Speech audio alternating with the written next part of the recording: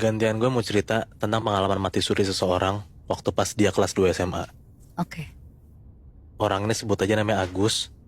Dan Agus ini nih bungsu dari 19 saudara. Karena ibu itu udah almarhum, ayahnya juga udah berkeluarga lagi. Akhirnya Agus tuh cuma tinggal sama kakak pertamanya doang. Si Agus ini termasuk siswa yang aktif lah di sekolahnya dan ngikutin banyak banget ekskul. Dan ini bikin Agus jadi ngabisin waktu lebih banyak di sekolah dibanding di rumahnya. Pada suatu hari, Agus tuh baru pulang sekitar jam 5 sore ke rumahnya. Dan ini kondisinya lagi capek banget dia. Mungkin lagi drop-dropnya banget nih di hari ini ya. Dia nyampe rumah, dia langsung naik ke rumahnya dia lantai 2. Nah belum sampai kamar, karena mungkin Agus sudah ngantuk, udah lemes, kayak badannya tuh udah drop banget. Dia tuh langsung tiba-tiba pingsan gitu Nat di samping tangga. Langsung kayak blak, gak geletak aja gitu.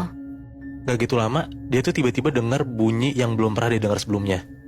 Dia tuh dengar kayak bunyi dari pelan sampai kenceng banget gitu. Kayak nyaring gitu loh. Nah mungkin setelah kayak udah mencapai batas si suara ini, bunyi itu tiba-tiba perlahan-lahan dari kenceng, ngecil sampai hilang lah.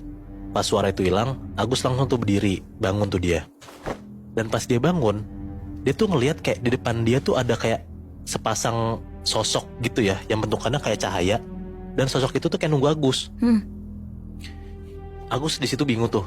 Sambil dia ngeliatin si dua sosok ini ya, sepasang ini orang bercahaya ini, dia juga sekali kayak ngelirik badan dia tuh. Dia ngeliat lah, badannya tuh lagi pakai baju seragam lengkap dan dia tuh tidur di dekat tangga. Di situ Agus heran kayak kenapa dia bisa ngeliat badan dia sendiri gitu.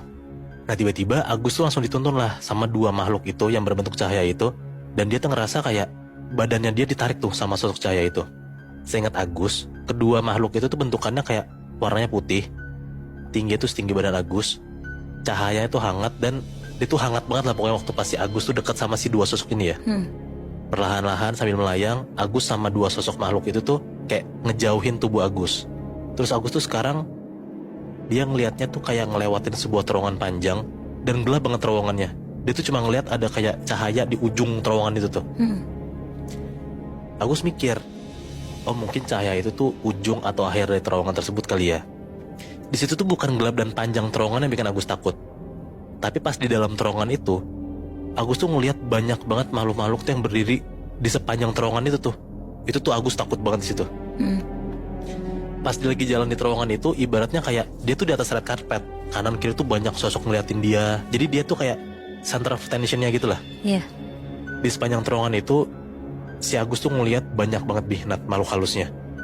Ada tuyul, ada genderuwo, ada kuntilanak, wewe gombel, ada kayak jerangkong atau kayak tengkorak manusia gitu, ada pocong dan makhluk halus lainnya yang Agus pun juga nggak tahu itu tuh apa namanya.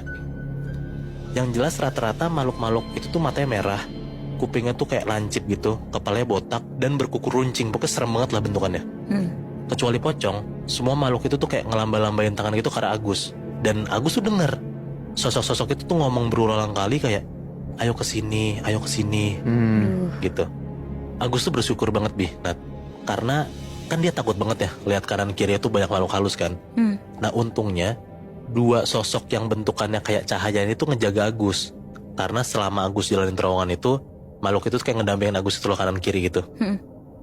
Akhirnya sampailah nih Agus di ujung terowongan itu. Pas sampai di ujung terowongan itu, Agus tuh ngeliat pemandangan yang belum pernah dilihat sebelumnya. Dia tuh ngeliat kayak ada gunung yang menjulang tinggi banget, ada air sungai yang ngalir, pohon tuh ada macam-macam gitulah, ada lebat, ada yang daunnya tuh bagus, suasananya tenang, dan hati Agus tuh langsung kayak bilang kayak apakah ini surga ya sebenarnya? Karena dia belum pernah ngeliat sebelumnya yang kayak gini kan penampilan dan view kayak gitu. Agus tuh dengar si dua sosok cahaya itu tuh kayak suaranya ramah banget. Di sebelah kanan Agus ya, sosok ini ngomong, gimana, kamu mau nggak tinggal di sini? Agus bilang lah, ya mau banget, masa nggak mau? Kamu betah nggak kalau tinggal di sini? Agus jawab lagi, betah. Kamu yakin? Pokoknya semua pertanyaan si sosok ini, si Agus tuh jawab dengan positif lah. Nah entah kenapa si Agus tuh langsung kayak kepikiran ya gue pengen tinggal di sini aja, gue nggak mau kemana-mana lagi. Dan di situ dua sosok cahaya itu langsung bilang lagi, ada syaratnya. Agus nanya lah kayak syaratnya apa? Bisa tolong jelasin nggak? Si sosok ini bilang, kamu harus ngeliat satu tempat lagi. Siapa tahu kamu tertarik. Yaudah boleh, saya akan lihat. Si sosok ini langsung bilang, kamu lihat aja depan kamu. Dalam hitungan detik tuh semua keindahan yang dia lihat awalnya hilang gitu aja, Nat. Semua tuh langsung dominasinya yang dia lihat ya, itu tuh merah sama hitam. Dan aku sadar, warna merah yang dia lihat itu tuh api yang menjalar di setiap kayak penjuru pandangannya dia. Dan warna hitamnya, itu tuh adalah warna dari sisa-sisa pembakaran.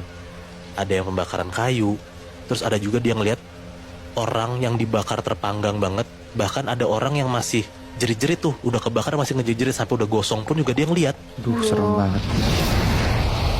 Ada bau amis, ada bau bangke, bau busuk, ada asap. Pokoknya itulah yang benar-benar Agus rasain.